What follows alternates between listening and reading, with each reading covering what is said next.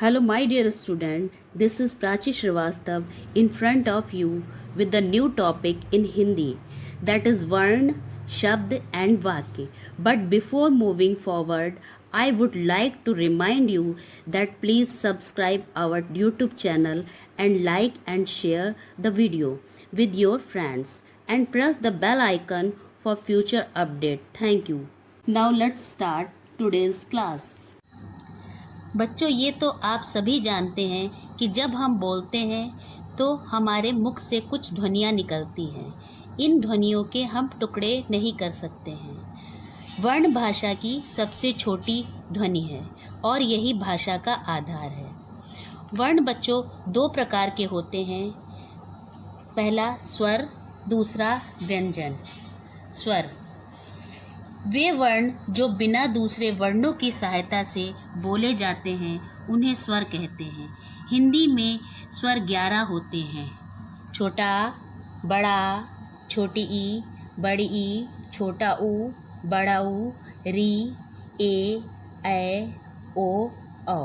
व्यंजन जिन वर्णों का उच्चारण करते समय स्वरों की सहायता लेनी पड़ती है उसे व्यंजन कहते हैं। हिंदी में 33 व्यंजन होते हैं जो इस प्रकार से हैं। का, खा, गा, घा, अंगा ये का वर्ग में आता है। चा, छा, जा, झा, इया ये चा वर्ग में आता है। टा, ठा, डा, ढा, णा ये टा वर्ग में आता है। ता, था, दा, धा, ना ये ता वर्ग में आता है बच्चों।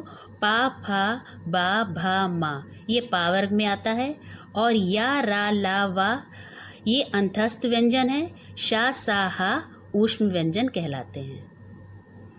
वर्णमाला वर्णों के व्यवस्थित समूह को हम वर्णमाला कहते हैं। हिंदी में वर्णमाला बच्चों स्वरों और व्यंजनों के मेल से बनती है। संयुक्त व्यंजन छात्रा, ज्ञा तथा आ को विसर्ग कहते हैं। अनुस्वार तथा विसर्ग आ को अनुस्वार तथा आह को विसर्ग कहते हैं। इसके बाद बच्चों है मात्राएं। सभी व्यंजनों में आ स्वर का योग होता है। जब हम शेष स्वरों का योग व्यंजनों में करते हैं तो व्यंजनों का रूप तथा उच्चारण बदल जाते हैं। आ स्वर की कोई मात्रा नहीं होती है।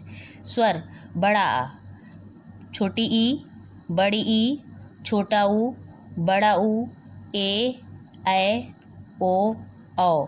बच्चों छोटे आ की कोई मात्रा नहीं होती है, जैसा कि हमने आपको पहले बताया। बाकी सबकी मात्राएं नीचे दी हुई हैं। शब्द एक से अधिक वर्णों से बनी स्वतंत्र सार्थक ध्वनि को शब्द कहते हैं।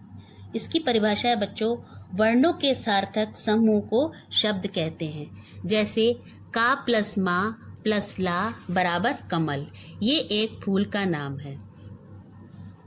ला प्लस का प्लस मा बराबर लकम, इसका कोई अर्थ नहीं है।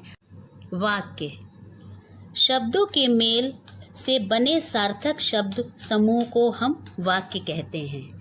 जैसे हम पतंग उड़ाते हैं, ये एक वाक्य है।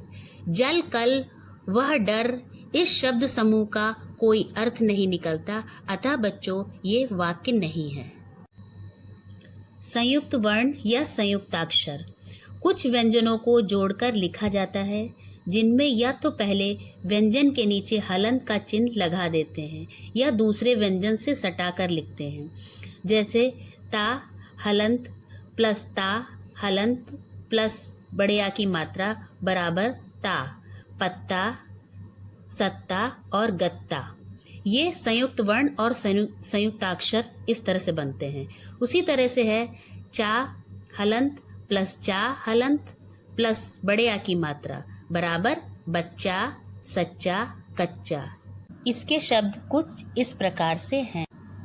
तो बच्चों आज हमने जाना कि वर्ण क्या होते हैं, स्वर और व्यंजन क्या हैं, वर्णमाला क्या है, मात्राएं क्या हैं और मात्राएं कैसे लगाई जाती हैं, शब्द क्या है, वाक्य क्या है और संयुक्त वर्ण या संयुक्ताक्षर क्या होते हैं।